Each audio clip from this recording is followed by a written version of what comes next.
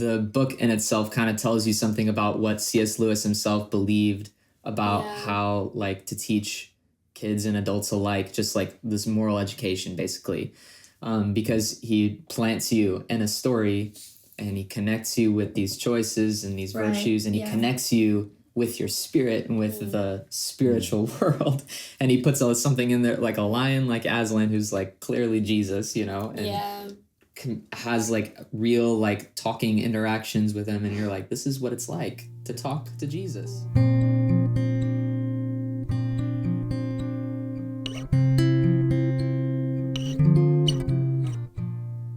Welcome to the Rooted Minds podcast, where we come together to learn more about ourselves and each other by looking at books and good stories. And in today's podcast, we're going to be taking a look at The Lion, the Witch, and the Wardrobe. Last month, we talked about The Magician's Nephew, the first book in the Chronicles of Narnia. Now we're moving on to the second book of C.S. Lewis's series. And it's just so amazing because these stories are just, they're so timeless. They're stories that we keep coming back to. And so in this episode, we're going to be sort of keying into a little bit of why that is and talking about how stories and like fantasy and fiction, how they can be so helpful actually for building character and virtue as we read them. So we're going to be talking about that. First, let's take a little bit of time to talk about even what the story's about, what happens just broadly. So we have these four kids, right? Mm-hmm. We have a lion, the witch, and a wardrobe. Yes. And they find themselves in this brand new world, right? Uh-huh. And so what do they encounter in this world? Well, they encounter a witch. The younger son, Edmund, of the two brothers, he meets the wicked witch. I mean, she's not The white witch. The white witch. He thinks she's a queen. She calls herself the queen. Right. Right. Yes. The queen of Narnia. And she is sort of, immediately you know, she's kind of otherworldly. And they meet all these animals, too, that speak to them. Right. And that's interesting. So, we know they're in a magical world. Yes. It's not like Earth. Edmund quickly gets Yeah. deceived or swept up by the White Witch's plans and schemes to do what she is trying to do. It's take over Narnia in a way. Yeah. Well, there's a prophecy, right? That really guides so much of the story. Yes, that that's when so good. two sons of Adam and two daughters of Eve sit on the thrones at Car Parvel, then Yes. the White Witch's reign will be over. Yeah. basically. And it will become spring, not winter, the never 100 Christmas. years of winter will be over. Yeah, Yes. so she's always looking. Brutal. Everybody's always looking out for these sons of Adam or daughters of Eve Yes. to show up, and when they do, then all the action starts going because we have to prevent this prophecy from coming true. Yes. Yeah. So very soon we have this huge contrast because they've come from London. That's where they were. They were in the real world in London during wartime. They're sent away to this stranger's house, basically. And they come to this new it's place. not safe. Because it's not safe, yeah. And they come to this new place where suddenly they're important. They're part of this prophecy. They're meeting strange and wonderful creatures and dangerous ones as well. And they kind of have to find their way in this world, especially since Edmund sort of gets involved with the witch. Well, I think that's the beautiful part of fantasy. It's like they come out of wartime in one realm and into a kind of war that's happening in another place. Yeah. But it doesn't feel the same. There's not airplanes bombing, and there's not like, the really scary real things. Yeah. Yeah. But you feel the like weight of what's happening in Narnia, and there's something scary there. You just don't know exactly what. Right. And in a way, they have a way out back through the wardrobe. That's True. Like They're not trapped. They're not trapped. I mean, for the most part. True. Yeah. Yeah. That's for them entering this snowy and desolate kind of sad place. You know, they're having to deal immediately with a new vibe. Kind of, it's a whole different, and they find themselves caught up in this story that they're a part of the solution for that. But coming out of the place where they're at, and for us to deal with it with them, we're able to kind of experience with them how that's all resolved. Right. Yeah. Yes. Well, and Lucy's really the one that enters the wardrobe first, right? And she Right. meets this fawn that's a half man, half Goat. goat. And she goes and has tea with him, and there's this wonderful time until she finds out that the poor fawn is trapping her. Not being honest. Not being honest, trapping her to give her over to the White Witch. Yeah.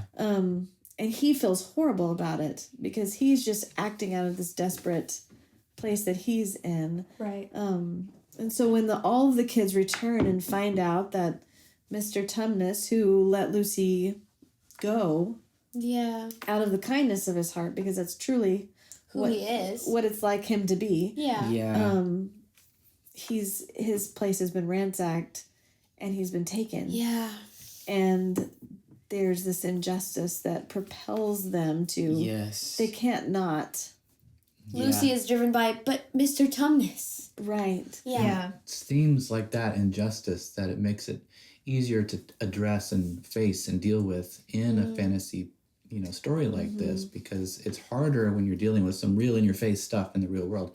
You enter this and it feels like, oh yes, I think I can look at this in this context a lot better. Yeah. Right. And I love Lucy so much because speaking of Lucy, and she's the youngest and she has this like pure heart, and she enters the first time she enters Narnia, she's just instantly in awe and wonder. Yeah. And I feel like what she does for the readers is she sort of draws you in herself into this new world where we're going to experience things together and encounter people together, and we're going to sort of deal with the issues together.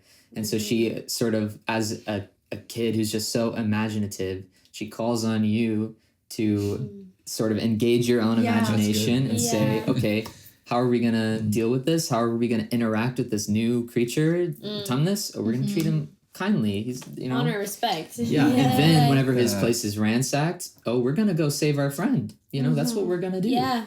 And so Lucy, and along with her siblings, sort of draw you into that. And that's sort of the so power of a narrative. It helps shape virtue because it gives you this sort of pseudo world where you can engage with real choices in a safe way. Right. And it becomes totally different to digest that than like a real world scenario. Yeah. And I think it's also beautiful how, like, specifically with The Lion, the Witch, and the Wardrobe, it does more than just like give us real world scenarios to digest, but it's also a pseudo world for the spiritual one as believers that we exist in, right? Like, as we navigate the witch and the lion and what those characters represent, we begin to see like this other like layer of That's so good.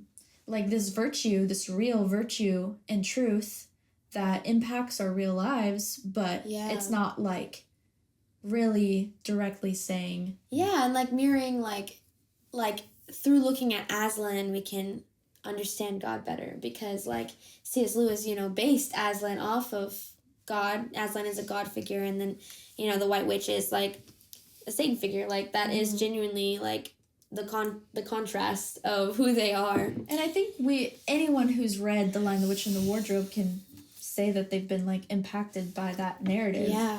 Like it is like pretty clear, like when you read it as believers, like the weight of these characters and what that means for me. And that's why it's such a well-loved book, because And maybe that's a big part of why our hearts deeply connect with fantasy. Yeah. Because like this earthly world is just a dim reflection of the deeper reality. Yeah. That's so That good. feels a lot like fantasy, because like the Bible often feels a lot like fantasy. Like if you've read Revelation, and you're like, Yeah. this- hard to imagine, too good to be true, Talking horse, talking otherworldly.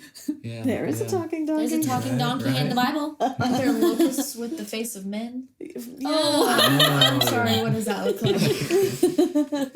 Oh my goodness. Yeah. And so we connect with these stories, and the book in itself kind of tells you something about what C.S. Lewis himself believed about how like to teach kids and adults alike, just like this moral education basically, because he plants you in a story and he connects you with these choices and these Right, virtues, and he yeah. connects you with your spirit and with the spiritual world, and he puts something in there like a lion like Aslan, who's like clearly Jesus, you know, and has like real like talking interactions with him, and you're like, this is what it's like to talk to Jesus. Ooh, actually, wow. you know, all those lines where he's Yeah. like, you know, he's not a tame lion, you know. Yes. Like, Is oh, he safe? is he safe? But then the Yeah. kids talk to him and he's like, whoa, And you have all gentlest these thing ever. dynamic characters like But your knees Tumnus, are shaky. who is this character that has been persuaded by the White Witch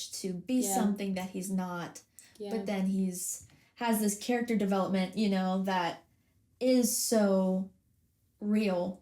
You know, like we don't always represent everything that we know we are. Yeah. Yeah. And I think And- moral education, whenever we're talking about teaching somebody morals, it requires a certain level of skill in your imagination to be able to see what that looks like. You know, for something like courage, you know, you want to see what you tell me everything about courage that you know to tell me, but unless I can see it, and then I can put myself in those shoes and go, I can do that. You know, I can be courageous. Well, and even something like Aesop's fables, where you have like real world animals engaging in kind of like a little bit of a crisis. You know, that's just as much fantasy as Yeah. Right. Basically. A fawn. as a fawn, Yeah. as a Yeah. man So it walking just around sort with of- goat legs. Exercises that muscle. Exactly. Yeah. It's so good. So let's take a second then and like key in on some of the virtues that C.S. Lewis explores through his book. And one that you just mentioned is courage. Like, where do we see courage in The Lion, the Witch, and the Wardrobe? And how is that? What do we learn about courage from Yeah. this book? I feel like courage specifically is sprinkled through the entire book. Like them coming to the professor's house. That is a lot of courage. Like it specifically says that like Lucy was afraid of him. Like she saw him, she was like, you know, like Yeah. like that takes courage for them to be like, okay, this is our home now. Like how can we make this our house and how can Instead we of live here shutting well? down completely. Yeah. Yeah. Well, and I That's feel good. like I Yeah. see courage in Lucy. Like she stumbles in, but she stays. She Yeah. could have walked right back Yeah, out. she keeps walking. But even in that, like when she's trying to tell everybody that this happened and nobody's believing her, and then she finds Edmund in the wardrobe with her, like in Narnia with her, Yeah. and she's like, yay, I have a friend, and she comes out and he just lies about the whole thing. Yeah. It takes tough. courage to like continue being steadfast. And Yeah. this Yeah, is like- my truth. Actually, Not just my truth. this was The a reality. The truth. Yeah. You're there. You're not And holding then, and speaking of Lucy, she comes back and has the courage to tell everyone what she found, even though, you know, they didn't believe her Yeah. multiple times. Yeah. Another thing I was thinking about is Peter, whenever Susan is in trouble and she's like blowing the horn and she's like in this tree and the wolf is trying to like Oh, yeah. hurt her, Peter has to come with his sword and His like first. Aslan is like has just told him you're about to be the high king of Narnia. And then they hear this horn and he's Pressure. like, oh dang, you know. And so, Here we go. but Aslan is like speaking identity and life into him, and then he's sent off to then be like, okay, you got this, you know, and then Just Peter's feels like- terrified. It feels like Joshua 1:8. Like, have I not commanded you? Yeah. Be strong and courageous. That's so good. Do not be terrified and do not be discouraged Mhm. because the Lord is with you. And that's Wherever you go. Wow. Aslan. Yeah. I'm sure we could Yeah. talk about courage That's for a good. long No, time. literally. There's so many A lot of things. examples. But what about justice then? Since we're talking about the siblings, you know, justice is such a Yeah. huge theme, and it's especially has an impact on Edmund, who engages with the White Witch, and he gets sort of seduced by Yeah. the Turkish delight and all of her big promises without any payoff. Yes. Something really cool I was thinking about is in regards to justice and his whole redemption arc, and then like Aslan truly like giving up his life for Edmund, which is the biggest injustice because he deserved it. Later, Edmund is called by his people Edmund the Just, Mhm. which is crazy. That's Like crazy. like Dang. full plot twist. Like here we go. He's fully Wow. renewed and changed by Aslan, That's really and good. it's like because Aslan did the most unjust thing for him, he could then see clearly What justice What looks justice like. Yeah, looks because we like. typically think of justice as someone getting what they deserve. And that's not the way it's portrayed here. It's because, like you said, Aslan was the one who got the biggest injustice kind of. Yeah, But Right. he volunteered, he stepped into that. yeah, Because what Edmund did, like, required a price. Yeah. Like, required, like, something to be done about it. And Yeah. instead of Yeah. him fulfilling that, Yeah. Aslan did. So something was still made right, which is part of justice, but yeah. different than we think of it sometimes. That's beautiful. Yeah, Love and so through that whole like experience, we sort of learn and we sort of feel with Edmund the shame of like what he did and like engaging with this evil person, with the witch. Yeah. But also you feel the like forgiveness and you feel the justice of like the unjust justice of what Aslan did, that he Yes. would sacrifice himself in spite of what he did and make That's it so all Well, and clean. there's so much hope that comes from that That's true. because, like Absolutely. the way Aslan goes to the witch's castle and Yeah. like breathes on all the stones, statues. animals, and restores them to life. There's just like Yeah. such a like that's just like It's such an exciting chapter to Yes. read because you're just like, Because they've all experienced the injustice of being turned to stone. yeah, didn't deserve for it. 100 years, as long as the winter was. yeah. She just kept Mm-hmm. turning people into stone. wow. And they just made it right. And Aslan made it right. Aslan made it right. Like, that is, like, this beautiful justice. Like, that's where the hope comes from. You're like, yes, finally, it's made right. Yeah. Yeah. It is made right. Especially after so long, you see his like promises fulfilled in a way. So what about wisdom? Where do we see wisdom? Well, one example is whenever Peter and Susan are coming in to ask the professor's guidance on like what do we do? Lucy's acting out of character, like There's a Right. disagreement between There's a Edmund and Lucy. yes, how About do we whether handle Narnia this? is real Who or do we not. believe? Yeah. Yeah. Yeah. And it is the professor's wisdom that makes them start to believe Lucy. What do they teach them these days? Exactly. The logic. Come on. And Yeah. within the story, I thought of too, Mrs. Beaver at one point. Yeah. They were going to go to the stone table, and I think she's the one that says, actually, she's going to come here first, and so we need to leave, like, right now. Yeah. But she also is the one that says we're going to pack all the food because She it's does. crazy to That's go on right. an adventure She thinks of all without that. And that's food, which wisdom. is And they needed it. what the kids did in the first place. They That's went on the right. adventure without food, Uh-huh. and they Wow. they were like, "What are we going to do for food? Who knows?" And then they get to Mr. and Mrs. Beaver's house, and they're so hungry, and they Yeah. eat, and they feel so satisfied. Yeah. Yeah.